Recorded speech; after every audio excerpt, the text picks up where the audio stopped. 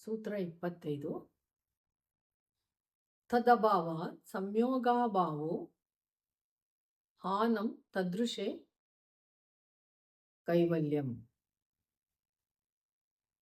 ತತ್ ಅಭಾವಾತ್ ಸಂಯೋಗ ಅಭಾವ ಹಾನಂ ತದೃಶೆ ಕೈವಲ್ಯಂ.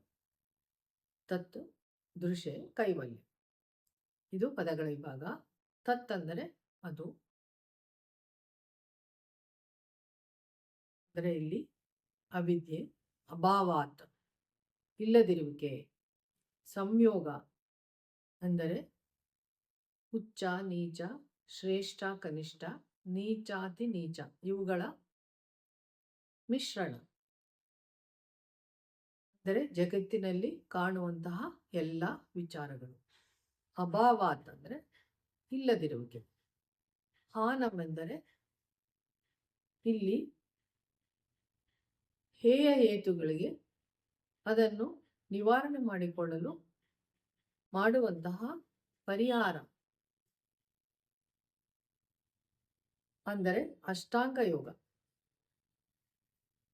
ತತ್ ಅಂದರೆ ಅದು, ದೃಶೆ ಎಂದರೆ ಇಲ್ಲಿ ಅನುಭಾವಿ, ಕೃತಾರ್ಥ, ಯಾರು ಅಷ್ಟಾಂಗ ಯೋಗವನ್ನು ಅನುಸರಿಸಿಕೊಂಡು ಅದರ ಮೂಲಕ ಗುರಿಯನ್ನು ಸಾಧಿಸುತ್ತಾನೋ ಆ ಒಂದು ವಿಚಾರಕ್ಕೆ ದೃಶೆ ಎಂದು ಹೇಳಬಹುದಾಗಿದೆ. ಕೈವಲ್ಯಂ, ಕೈವಲ್ಯಂ ಅಂದರೆ ಅವ್ಯಯ, ಅಚ್ಯುತ, ನಿರಂಜನ, ಅದ್ವಿತೀಯ, ಅಕ್ಷತ. ಭಾವಾರ್ಥ: ಜೀವಾತ್ಮನ ಒಳಗೆ ಲಿಪ್ತತೆಯಲ್ಲಿ ಪ್ರಜ್ಞೆಯು ಕೂಡ ಹೊಂದಿರುತ್ತದೆ. ಅಷ್ಟಾಂಗ ಯೋಗ ಹಾಗೂ ಧ್ಯಾನದ ಮೂಲಕ ವಿದ್ಯೆಯನ್ನು ಸಫಲತೆಗೊಳಿಸಿಕೊಂಡಾಗ ಈ ಪ್ರಜ್ಞೆ ಮತ್ತು ವಿದ್ಯೆಯಿಂದ ಅವಿದ್ಯೆಯ ಅಭಾವವಾಗುತ್ತದೆ. ಯಾವಾಗ ಅವಿದ್ಯೆಯ ಅಭಾವವಾಗುತ್ತದೋ ಆಗ ಭೋಗ ಮತ್ತು ಅಪವರ್ಗಗಳ ಸಂಯೋಗವು ತಿರಸ್ಕರಿಸಗೊಳ್ಳಲ್ಪಡುತ್ತದೆ. ಅಂದರೆ ಭೋಗದ ಮಾರ್ಗದಿಂದ ಅಪವರ್ಗದ ಮಾರ್ಗದ ಕಡೆಗೆ ನಡೆಸಿಕೊಂಡು ಹೋಗುತ್ತದೆ. ಈ ಅಪವರ್ಗ ಮಾರ್ಗದ ಅತ್ಯಂತಿಕ ಗುರಿಯೇ ಕೈವಲ್ಯವಾಗಿದೆ. ಸೂತ್ರ 26. ವಿವೇಕ ಖ್ಯಾತಿರವಿಪ್ಲವ ಹಾನೋಪಾಯ. ಪದಗಳ ವಿಭಾಗ. ವಿವೇಕ ಖ್ಯಾತಿ, ಅವಿಪ್ಲವ, ಹಾನೋಪಾಯ. ವಿವೇಕ ಖ್ಯಾತಿ ಅಂದರೆ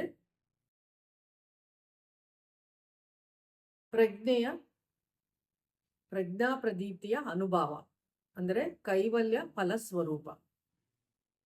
ಅವಿಪ್ಲವ ಅಂದರೆ ಯಾವುದೇ ಕಂಟಕ ಇಲ್ಲದೆ ಇರುವಂಥದ್ದು, ನಿರಾಯಾಸವಾದಂಥದ್ದು, ನಿರಾಬಾಧಿತವಾದಂಥದ್ದು, ಸುಲಲಿತವಾಗಿ ಅರಿಯುವಂಥದ್ದು. ಹಾನೋಪಾಯ, ಹಾನೋಪಾಯ ಅಂದರೆ ಕೈವಲ್ಯವನ್ನು ಸಿದ್ಧಿಸಲು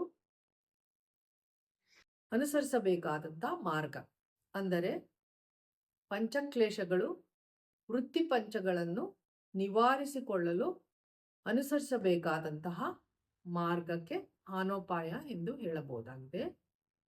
ಭಾವಾರ್ಥ: ಮಹರ್ಷಿ ಪತಂಜಲಿ ಪ್ರಣೀತ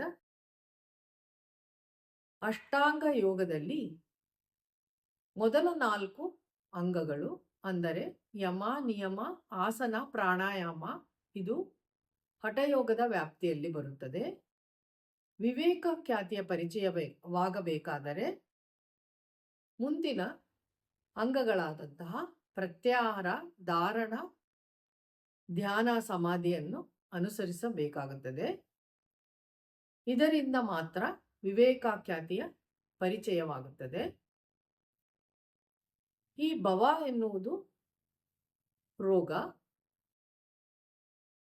ಈ ರೋಗಕ್ಕೆ ಕಾರಣ ಅವಿದ್ಯೆ. ಈ ರೋಗದ ಔಷಧಿ ವಿದ್ಯೆ. ಇದರ ನಿವಾರಣೆಗಾಗಿ ರಾಜಮಾರ್ಗದಲ್ಲಿ ಹೇಳಿದಂತಹ ಪ್ರತ್ಯಾಹಾರ, ಧಾರಣ, ಧ್ಯಾನ, ಸಮಾಧಿ ಈ ಮಾರ್ಗವನ್ನು ಅನುಸರಿಸಬೇಕಾಗುತ್ತದೆ. ಅದರಲ್ಲೂ ಪ್ರತ್ಯಾಹಾರ ಸಿದ್ಧಿಯಾದರೆ ದೈವಾನುಭವವಾಗುತ್ತದೆ.